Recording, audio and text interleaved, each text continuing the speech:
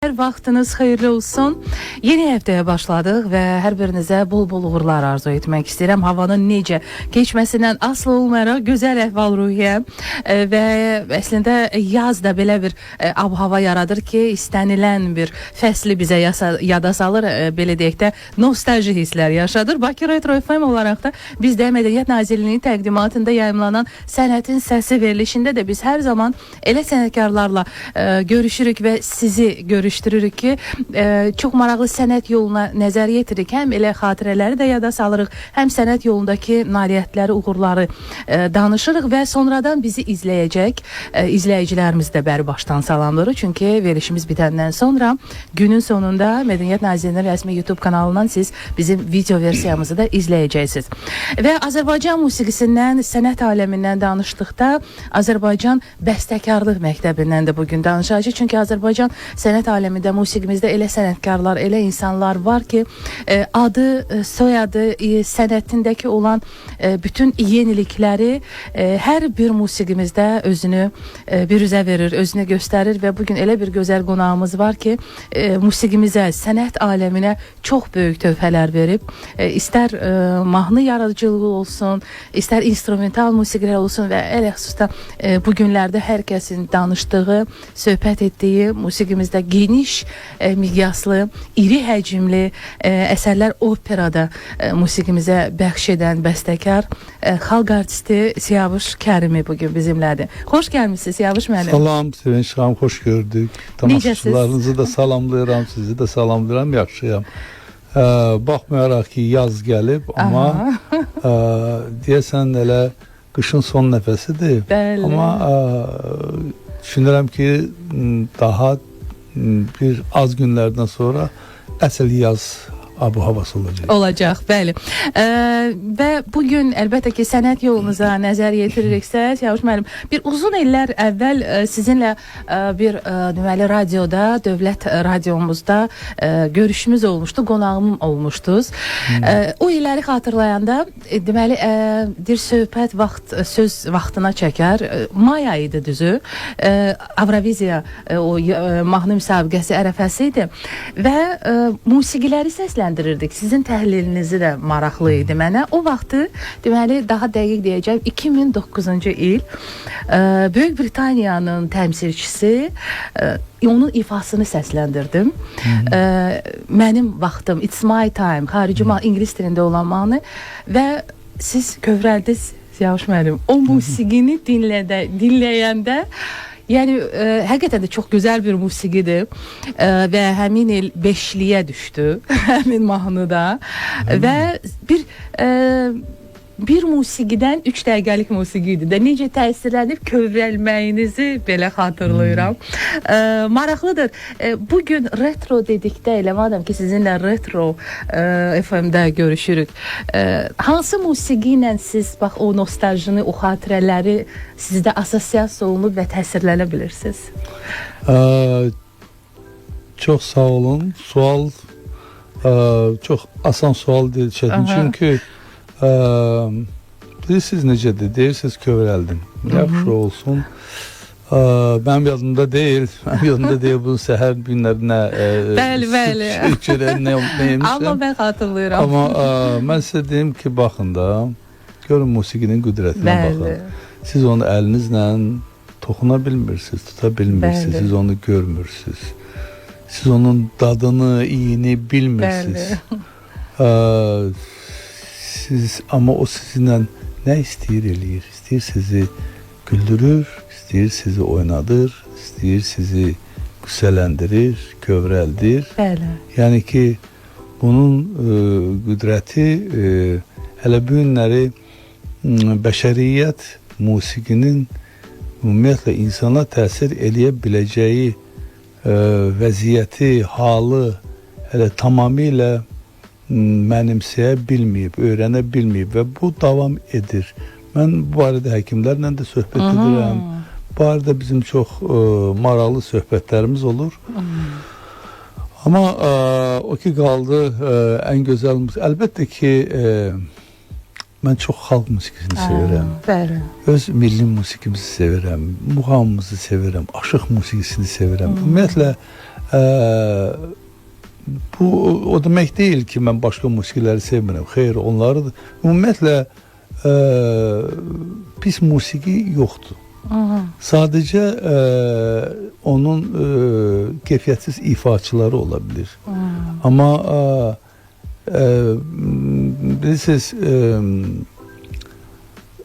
hər bir rəssam kimin ona fırçanı, ona rəngləri verəndə o necə xəriqələr də yarada bilər. Hər şeydir, hər şey olub. O yaradıcı insanın yəqin ki peşəkarlığından, onun zövqündən, onun yəqin ki nəsə yaratmaq istəyindən belə çox şey asılı ola bilir. Əlbəttə ki çox zərif musiqi məni həmişə toxunur mənə. Mənim dostum var idi, indi haqq dünyasındadır, göz həkimi idi. Biz onunla çox yaxın idik və həmişə mən onun yanına gələndə deyirdim ki, Qalib doktor, Qalib, mən nəsə, bax, sol gözümdən yaş gəlir, həmişə bilmirəm. Xüsusən mən muğamı dinləyəndə ki, bir filan kəs gəlib çalanda, o çalanda mən dedi ki, əzizim, emosiyalarındır sənin. O sənin emosiyaların səni lərzəyə getirir. Biruzə verir, bəli. Ona görə mən niyə gözəl klasik musiqini də sevirəm, simfonik musiqini çox bəyənirəm, sevirəm. Ümumiyyətlə, bütün janr, caz musiqisini, müasir musiqilər, bütün millətlərin musiqiləri hörmətə layiqdir, gözəldir. Və dünyada əgər ən gözəl musiqi, 5 dənə musiqi varsa, 5 millətin ən gözəl musiqiləri varsa, onların biri mütləq Azərbaycan. Bəli, tamamilə doğru. Çox gözəl bir cavab. Cəvuş müəllim, musiqidən danışırıq, sənətdən danışarkən böyük bəstəkarlarımızın yaradıcılığına nəzər yetirdikdə görürsən ki, istər Səid Rüstəmovun özü olsun, Hacıxan Məmmədov olsun, Arif Məlikovun özü olsun, onlar zamanında tarla başlayıblar. Tardan başlayıblar. Yəni bugün biz bir daha dönə-dönə yenidən onların yaradıcılığına qaydanda görürük ki, hər şey o kökdə, milli kökə bağlıdır. Sonradan onlar da nə qədər yenilik gətiriblər. Elə sizin özünüz də olsun, belə deyək də, tar ifaçılığı, belə deyək də, zamanında başlamışdı və sonradan o qədər yeniliklər gətirdiniz. İstər elə xalq mahnılarımızın aranjmanında, xalq mahnılarımızın o vaxtı Norveç qrupu ilə, Skruk qrupu ilə müxtəlif yəni interpretasiyalar etmisiniz. Amma əlbəttə ki, bütün bunlar nə zaman mümkündür? Öz milli klassikavı demək ki, biləndən sonra bir yenilik gətirmək olar. Təbii ki, hər bir insan təbii təhsili filan olmalı öz yerində. Amma hər bir insan milliyyətindən asılı olmur. Öz kökünü, öz milli mədəniyyətini nəinki bilməlidir, sevməlidir, öyrənməlidir. Bəli. O bütövlüklə ona, necə deyim, onun içində yaşamalıdır, bilməlidir. Və təbii ki, başqa musiqiləri də, başqa janrları da öyrənməlidir. Bəli,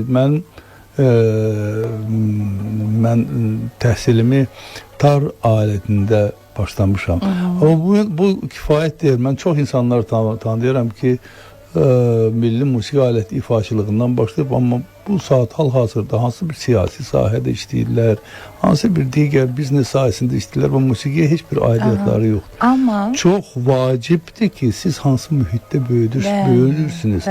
Ailə tərbiyəsi. Mən bizim ailəmizdə musiqiçi olmayıb, nə atam, nə anam, amma onların hər ikisinin musiqiyə hədsiz məhəbbəti vardı. Hətta atamın gözəl səsi vardı, o gözəl muğam ifaçısıydı. Baxmayaraq ki, sənət onun neftçi idi. O istedad hardasa özünü. Bəli, evdə hərdən məni məcbur eləyirdi, mən onu müşahidə edirdim. Evdə bizim belə ev yığıncaqlarında. Yox, ev konsertimiz olardı. Ev. Yəni ki, dinləyicim ancaq ana olurdu. Bəli, 3 nəfər olurdu, tutardı. Bəli. Yəni, bax, belə əlbəttə ki, həyətdə uşaqlar topu qovurdular. Mənim də fikrim hərdə orada olurdu. Atam məcbur edirdi ki, o çal. Yəni ki, zabitə və bir balaca sərtlik o da lazım idi yəqin ki mən öz sənətimə yiyələnə bilim. Və təbii ondan sonra təhsil və bunlar əlbəttə ki, baxın da siz bayaqları bəstəkarları bizim çox gözəl musiqimiz var və çox istedadlı bizim bəstəkarlarımız var. Amma milli musiqi alətlərində ifaçı olmuş vaxtı ilə, yəni maliyətdən öz musiqi həyatını başlayan bəstəkarlar, onların yaratdığı əsərlər, mən deyərdim, şedevrlər, o Azərbaycan musiqi mədəniyyətini, tək musiqi mədəniyyətini yox, ümumiyyətlə tam Azərbaycanı dünyada çox böyük hörmətə və şöhrətə mindirib. Fikrət Əmirov, buyurun. Səid Rüstəm, Hacı Xan Məmmədov, Arif Məlikov. Arif Məlikov da tarcalan olub. Bəli. 13 yaşında ilk dəfə hətta müsahibəm olmuş Arif Məlikovla. Dedi 13 yaşına qədər doğru nədir bilmirdim. İlk dəfə tarih 13 yaşında. Demək ki, istedad mütləq və əlbəttə ki, sonradan da peşəkar təhsil və bəstəkarlarımızın o məşhur əsərlərindən, şedevrlərindən siz danışdınız. Bugün bizim sənət aləmində yeni bir səhifə həm də açıldı o zaman ki, nə var ki, Nəsimi operasının təqdimatı baş tutdu. Gec də olsa təbriklərimizi qəbul edin Siyavuş müəllim. Əslində biz bununla bağlı dəfələrlə bağlantılar etmişik və sənət cəmiyyəsi üçün çox möhtəşəm bir hadisə idi. Mən geniş danışacağım əlbəttə bu haqda, amma bu layihədə, bu operada iştirak edən əlbəttə bizim belə deyək də qaymaq sənətkarlarımız, hər biri onları əlbəttə salamlayırıq və elə salnaməçi obrazını belə deyək də yaradan xalq artisti, ustad, sənətkar, aktyor Nurəddin Mehdixanlı hazırda telefon bağlantısındadır. Gəlin elə onun fikirlərini alaq. Bəli. Nurəddin müəllim, hər vaxtınız xeyir olsun. Hər vaxt xeyir. Hər vaxtınız xeyir. Necəsiz Nurəddin müəllim? Yaxşıdır, sağ olun, təşəkkür edirəm. Hər şey yaxşıdır. Yaxşı olasın. Salamlayıram sizləri də, sağ olun. Səyavuş müəllim də salamlayıram. Bəli. Mənə belə gəlir ki, siz Nəsimi operasından. Bəli, hər... Aha. Amma mən sizə bir şey deyim ki, Səyavuş müəllimin yaradıcılığı Nəsimi operası ilə davam edir. Amma Nəsimiyə qədər əlbəttə Səyavuş Kəriminin gəldiyi böyük bir yaradıcılıq yolu var. Sözsüz. Orada onlarla filmin musiqisinin müəllifidir. Onlarla tamaşa musiqisinin müəllifidir. Gözəl mahnıların müəllifidir. Bəli. Azərbaycanın musiqi ifaçılığını, Azərbaycanın səs mədəniyyəti, ifaçılıq mədəniyyətini hətta Skandinav ölkələrinə qədər axtarıb tapan və ora gedən, orada Azərbaycan musiqisini təbliğ və təmsil edən bizim böyük şəxsiyyətimiz, böyük sənət adamımız. Düzdür. Bilirsiniz, mən sizə bir şey deyim. Mənim müəllimim rəhmətli Adil İskəndərov deyirdi ki, qada böyük sənəti böyük şəxsiyyətlər yarada bilər. Bu mənada zaman bir daha təsdiq edir ki, böyük sənət ancaq böyük şəxsiyyətlər yarada bilir. Bəli. Mən çox şadam, çox sevinirəm ki, Səyavuş müəlliminin musiqi yazdığı bir neçə tamaşada oynamışam və bizim son işimiz Nəsimi operası oldu. Bəli. Mən opera balet teatrında çox operalara baxmışam. Azərbaycanda demək olar ki, opera sənətinin əsası qoyandan sonra bizim çox böyük bəstəkarlarımız operalar yazıblar. Və uğurla illərdir də onlar oynanılır. Amma sizə bir şey demək istəyirəm, tam səmimi. Buyurun.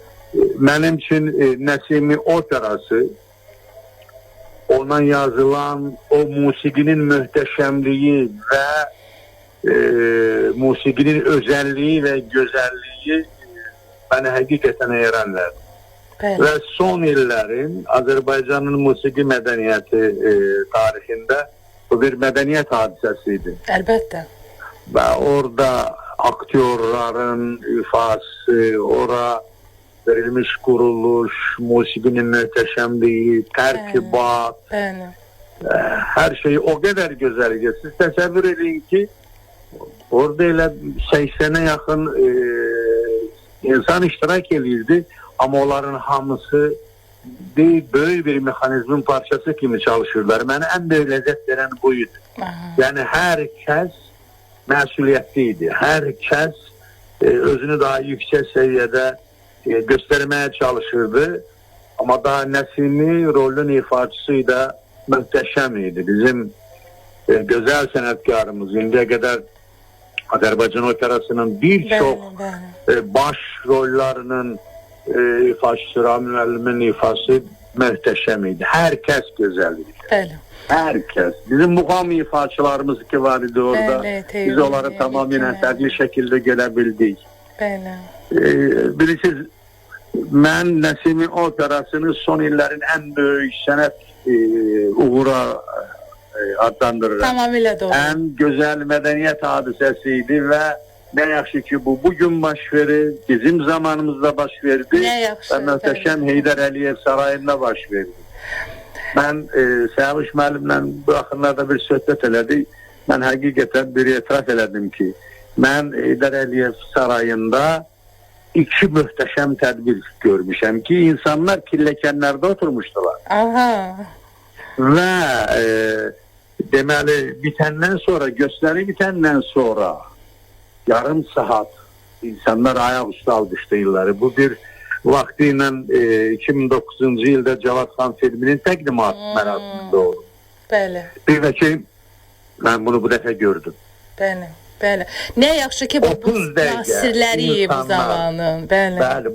Bu sənətin möhtəşəmliyidir. Bu yaranan bilirsiniz, musiki bir sehirdir de, Tanrı sehridir, bir möcüzədir.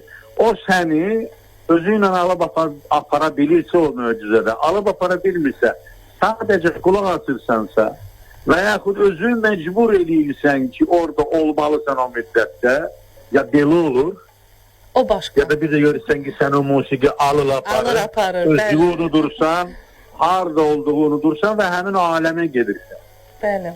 Azerbaycan Bəstəkarlıq Məktəbinin həqiqətən möhtəşəm nümayəndəsi, böyük sənətkarımız Səvuş Kərimi o musiki möcüzəsini yaratmışdı.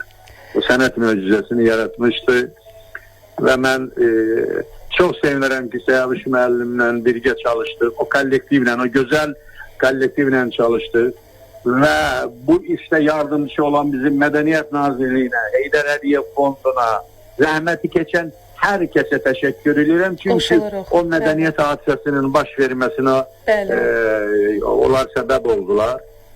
Və bir şey də demək istəyirəm ki, Səvuş müəllim Güneylidir. Bizim Güney Azərbaycanımızın övladıdır. Bugünlər artıq biz Güney, Kuzey Azərbaycan yox, Böyük Azərbaycan haqqında düşünürük. Əlbəttə. Və bir istəyim var ki, günlərin bir günündə Nesimi Operası ya opera film şeklinde, film opera şeklinde Təbrizdə nümayiş olunsun. İnşallah. Ya da ki opera şeklinde biz onu Təbrizdə göstərək, Güneyli qardaş bacılarımız da orada Amin. O böyük sənət möcüzəsinə baxsınlar. Amin. Təşəkkür edirik Nurəddin müəllim. Bu arzuya yalnız amin demək düşür bizə. Təşəkkür edirik. Var olasınız. Çox sağ olun. Sağ olun xanım. Çox sağ olun. Sağ olun. Nurəddin Mehdiqanlı elə bir sarı simə toxundu ki, elə bir məqama toxundu ki, əlbəttə ki, bu yəqin ki, sizin ürəyinizdən yalnız xəbər verdi. Nurəddin müəllim evvela ona diyeyim ki çok büyük sanatkardı. Çok büyük sanatkardı ve çok büyük kardeşti. Ve Nurəddin müəllimlə bizim çok yakın şəxsi dostluğumuz var ve ben bununla gurur duyuram. Gurur duyuram ve onun bu saat dediği bu sözlere göre ona elbette ki değerli teşekkür ediyorum ve teşekkür ediyorum ki o razılık verdi bu operada o Sallanməçi obrazını yaratdı. Ramil Qasımov, əlbəttə ki, bizim böyük sənətkarımız Ramil Qasımovun vokalı və müşahidə edən isə elə hazırda telefon bağlantısında olan əməkdar artist və peşəkar pianoçu Emil Əfrasiyevdir. Hər vaxtınız xeyir olsun Emil bəy. Hər vaxtınız xeyirli olsun, dəyərli Sevinç xanım, mənim əzizim Respublikamızın milli sərvəti deyərdim, Siyavuş Kərimi. Azərbaycanımızın milli sərvəti Siyavuş Kərimi və dəyərli dinləyicilərimiz. Hamınızı salamlayıram. Salamlarıq sizi Emil bəy. Ne gözəl yaratmışsınız. Həqiqətən bundan başlamaq istərdik ki, bu mahnıdakı o vəhdətdən çox möhtəşəm yaranıb. Bu möhtəşəm bir sənət əsəri mahnı deməyə insan dili gəlmir. Təşəkkür edirəm. Əslində mahnı təbii ki demək olmaz, ya əsər demək olmaz, amma şübhəli gəlmirmi? Siyavuş müəllim Kəriminin adı gələndə hər şey möhtəşəm olur. Əlbəttə. O məndən irəli gəlməyib. O musiqinin o qədər zənginliyi, yəni o qədər yazıbsa, mən indi durum burada Siyavuş müəllimin bütün reqaliyalarını saymaq istəmirəm. Yəni professor, Azərbaycan Milli Konservatoriyasının ilk növbədə yaradıcısı, şərəf və şöhrət ordenli bizim xalq artistimiz Siyavuş Kərimi. Əgər mən belə desəm, o deməkdir ki, mən heç nə demirəm. Çünki həqiqətən də Siyavuş müəllim başqa bir şəxsiyyətdir, başqa bir simadır. Azərbaycan mədəniyyət sektorunda öz adını qızıl hərflərlə yazan bir şəxsiyyətdir və eyni zamanda Azərbaycan mədəniyyətinə böyük bir varlıq gətirən bir şəxsiyyətlərdir. Mən ad çəkmək istəmirəm, amma dahi bir bəstəkar Siyavuş müəllimin özünə deyir, bəlkə o qədər təvazökardır, amma dedi ki, Siyavuş müəllim, siz Üzeyir Hacıbəylinin missiyasını davam etdirən bir şəxsiyyət. O da həqiqətən də belədir. Bizim qəni Allah rəhmət eləsin, ulu öndərimiz tapşırıqları əsasında Siyavuş müəllimə həmin bu layihəni də təqdim elədi ki, yaratmaq lazımdır. Və Siyavuş müəllim Azərbaycan Milli Konservatoriyasının, onun layihələri çox da olsa, mən düşünürəm ki, ən gözəl bir layihə də budur. Azərbaycan Milli Konservatoriyası. Düzdür. Və biz bilirik ki, Siyavuş müəllim həm peşəkar musiqiçi, çox təvazökardır, çox səmimi, çox belə şirin şəxsiyyətdir, şirin insandır. Biz ona hamımız sevirik. Amma baxın, görün, yəni siz deyirsiniz möhtəşəm. Möhtəşəmlik məhz irəli Siyavuş müəllimdən gəlir. Mən yenə də deyirəm, yəni şuur olaraq, ya şuur altı mən indi bu saat regaliyaları və yaxud kompliment etmək istəmirəm. Amma faktlar var. Yəni faktlar bugünkü gündə, yəni siz bilirsiniz ki, Azərbaycan-Norveç 97-ci ildə, eyni zamanda 2002-ci ildə Azərbaycan-Cənubi Amerika musiqi layihələri onun rəhbərliyi altında çox böyük bir uğurla gerçəkləşib və Siyavuş Kəriminin əsərləri olan, yəni əsərlər deyəndə ki, onu yeni interpretasiyada yaratmışdır. Sarı Gəlin, Sonuncu Döyüş, Əlvida Canlı Şəhəri, yəni Girov və bu kimi əsərlər, hələ bunlar hamısı, yəni heç nə mənim üçün heç nə. Çünki sonuncu onun uğurlu proyekti, standarta oxşamayan, yəni analogu olmayan Nəsimi operasından danışaq. Yəni baxın, görün ki, nələr yaradıb bu insan. Ona görə də biz onu qoruyub saxlamalıyıq, bacardığımız qədər qoruyub saxlamalıyıq, qorumalıyıq ki, Azərbaycan xalqının belə bir varlığı var, belə bir sərvəti var. Ay, təşəkkür edirik Emil bəy, çox sağ olun. Bilirəm ki, ürəyiniz doludur, ürək dolusu danışa bilərsiniz. Bayaq Nurəddin müəllim də uzun uzadı, əlbəttə ki, bu cür sənətkar haqqında danışa bilər və peşəkar musiqiçinin həqiqətən də peşəkarlığını, onun individuallığını, onun özəliyini yalnız da oradan da musiqiçi anlaya bilər, musiqiçi dərk edə bilər. Mən üzr istəyirəm, sizi bir balaca düzəltmək istəyirəm. Siz musiqiçi adlandırırsınız. Siyavuş müəllim yalnız musiqiçi deyil. Siyavuş müəllim sənətkardır. Bəli, əlbəttə. Hər bir sayədə. Musiqiçi belə bir mənadır ki, hansısa alətə qulluq eləyir. Siyavuş müəllim maşallah, udu da mükəmməl ifa edir. Sarı da, sazı da, piano da, İnsan orkestri. İnsan orkestri. Ona görə də bu sənətkarımızı biz qoruyub saxlamalıyıq. Bəli, həqiqətən də və nə yaxşı ki, bax bu cür sənətkarın əhatəsində sizin kimi peşəkar sənət adamları var ki, bu sənəti davam etdirirsiniz, birgə layihələr həyata keçirirsiniz. edirsiniz və əlbəttə ki, davamlı olsun, ardı gəlsin, uğurlarınız bol olsun. Bəli, bəli. Uğurlarınız bol olsun. Var olasınız Emil bəy. Təşəkkür edirik. Çox sağ olun. Çox sağ olun. Çox sağ olun. Təşəkkür edirəm. Təşəkkür edirik. Emil bəyin fikirləri idi. Əslində bəzən deyir o yaş məsələsi deyil də, yəni əgər bir peşəkar sənətkar digər sənətkarın əlbəttə ki, o sənətinə dəyər verirsə, bundan böyük bir xoşbəxtlik ola bilməz. Emil Əfrasiyab, mən bu gənci çox sevirəm. Bəli. Çox sevirəm. Onun çox şirin oğlandı. Bəli. Çox böyük istedadı. Mən hesab edirəm ki, Azərbaycanın ən gözəl dəyərli sərvətlərindən biridir və Emili biz hər əlimizdən gələn eləmək, onu bütün dünya eşitməlidir, bilməlidir, tanımalıdır. Bəli. Ki o Azərbaycanlıdır. Bəli. Bilirsiniz, o sənəti ilə onu nümayiş etdirə biləcək. Və mən çox sevinirəm ki, bu günləri Eminin icra etdiyi missiya çox vacib və lazımdır. Bəli, bəli. Mən onu dəvət etdim konservatoriyaya, onda və onu kafedraya müdür təyin etdim. Müasir estrada və caz. Və yeni bir fakültə idi, açdınız. Bunu çünki Azərbaycan bunun təsirli olmuyor. Bəli, bəli. Bunu etdi və bu günləri bilirsiniz, kəndlərdən bizim caz ifaçılarımız var. Çox yüksək səviyyədə.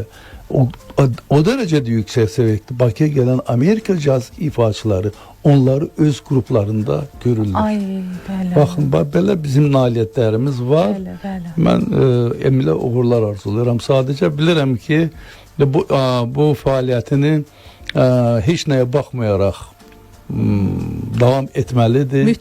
Mütləq davam etməlidir və düşünürəm ki, ümumiyyətlə caz təhsilinin Azərbaycandakı caz təhsili Emil Əfrasiyabın adı ilə bağlı olacaq.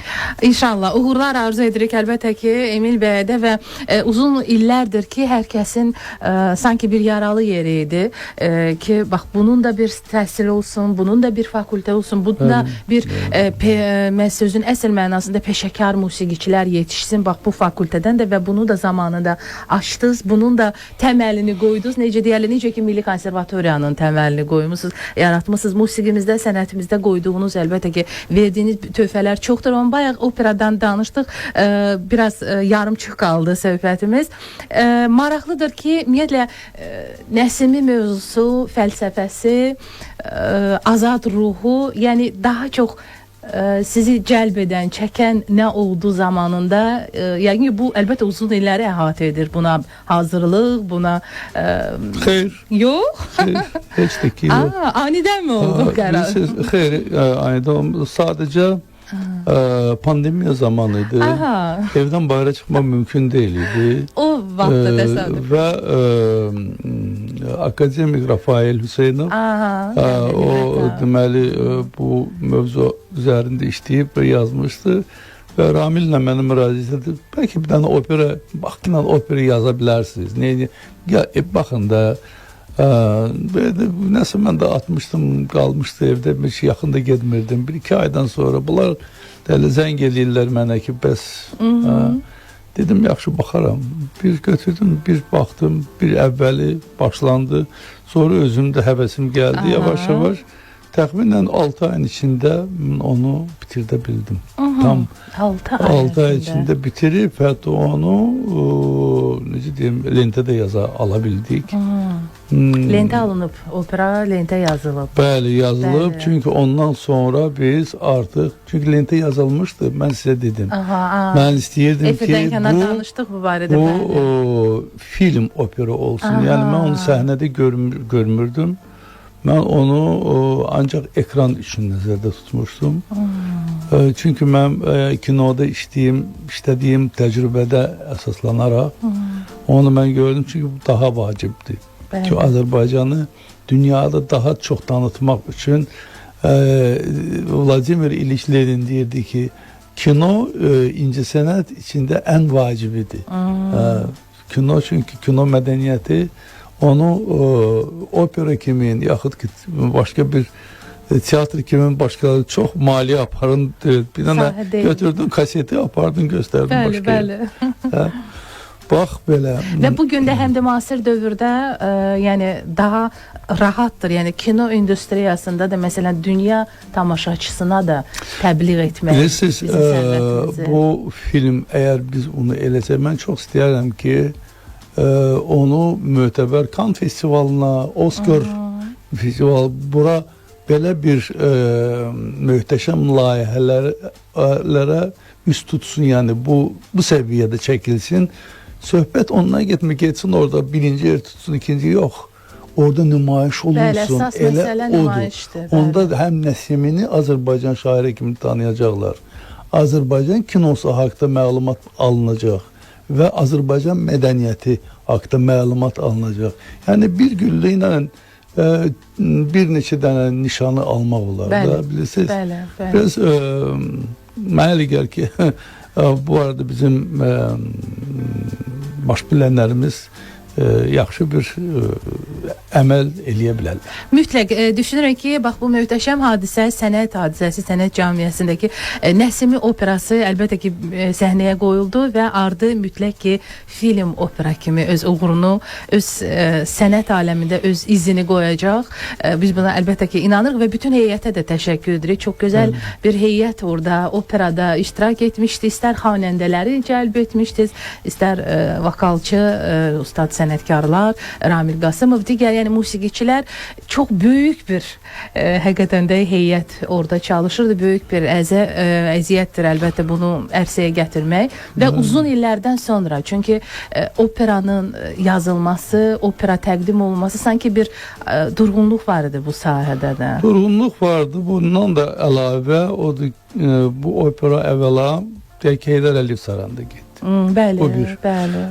İkinci, bu opera bütün Azərbaycanda büyüne qədər olan operalarda fərqli olaraq ilk dəfə olaraq heç bir dekorasiya yox idi.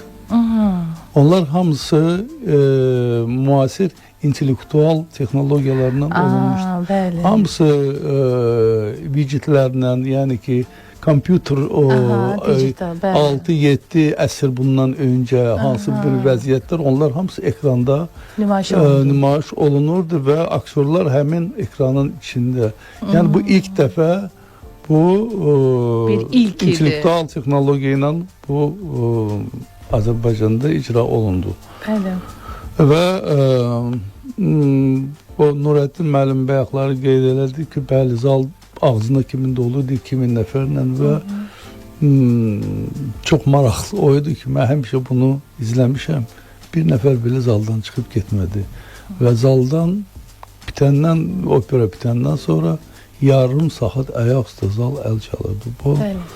Bu çox həyəcanlı bir anlar idi. Bəli və unudulmaz bir an, bir tarix və əlbəttə ki yeni bir səhifə sənət aləmində, opera səhnəsində və həm də yəqin ki Üzeyir bəyin də ruhu şaddır ki, çünki o boyda ənənəni yaratmışdı, o boyda şərqdə ilk opera yaradan bir bəstəkarın məktəbi davam etdirilməlidir. Məktəb demişkən bugün əlbəttə ki Azərbaycan sənət aləminin, musiqi aləmində Milli Konservatoriyanın əlbəttə ki yaradıcısı kimi də siz, yəni bunu da bir ilklərə ümumiyyətlə imza atmağı sevirsiniz. Yəni yaratmısınız. İstər Milli Konservatoriya olsun, digər sahələr olsun.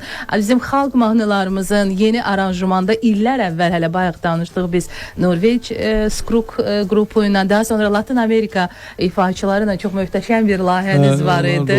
Hətta orada Alim Qasımov da var idi. Bir çox xanəndələrimiz orada iştirak edirdi. Ağaxan rəhmətli, Arif Babayev, Allah can sağlığı versin, Zabit, Lalə Məmmədov, Aygün Bayramov vardı. Bəli. Bu layihələr də əlbəttə ki hamısı sənətdə Polad Bülbüloğlu da oxuyurdu. Hətta yadımdadır, bəli, onun da ifası. Hər biri əlbəttə ki musiqimizdə yeni bir səhifə idi zamanında və bugün bunu davam etdirənlər də əlbəttə sizin yolunuzu davam etdirirlər. Bu da sizi sevindirir. Bugün Milli Konservatoriya öz işini davam etdirirsə, sizin yaratdığınız oradakı ab-hava, oradakı fakültələr, oradakı peşəkar musiqiçilər işini davam etdirirlərsə, əlbəttə ki bu yenə də sizin məktəbinizin, sizin yaradıcılığınızın davamıdır. Davam eləmək lazımdır əlbəttə Bəli. ki, indi müəyyən bu da o bir etap idi. O Aha. missiya indi başqa bir nəsə eləmək lazımdır. Mütləq. Lap biraz da başqa tək hər şey konservatoriya ilə bitmir. Maraqlı layihələr çoxdur və onları icra etmək lazımdır. Ümumiyyətlə düşünürəm ki, biz çox zəngin bir mədəniyyətin daşıyıcıları onun içində yaşayırıq və onu biz dünyaya bəyan eləməliyik və bununla da biz bizim mədəniyyətimizə olan təcavüzün qarşısını almış oluruq. Onu ancaq bu yolla eləməliyik. Bəli. Yalnız sənətdə, sənətlə, təbliğatla və yeni layihələrdə imza atmaqla Siyavuş müəllim bu yolda əlbəttə ki sizə uğur arzu edirik. Təşəkkür edirik ki bugün gəldiniz. Çox sağ olun ki bugün bizim qonağımız oldunuz və bugünlük bu qədər. Var olasınız Siyavuş müəllim. Çox minnətdaram. Çox sağ olun. Təşəkkürlər. Verilişimizin video versiyasını isə siz Mədəniyyət Nazirliyinin rəsmi YouTube kanalından gün ərzində izləyə biləcəksiniz. Bakı Retro FM-də yenidən görüşmək və eşidilmək ümidi ilə salamat qalın.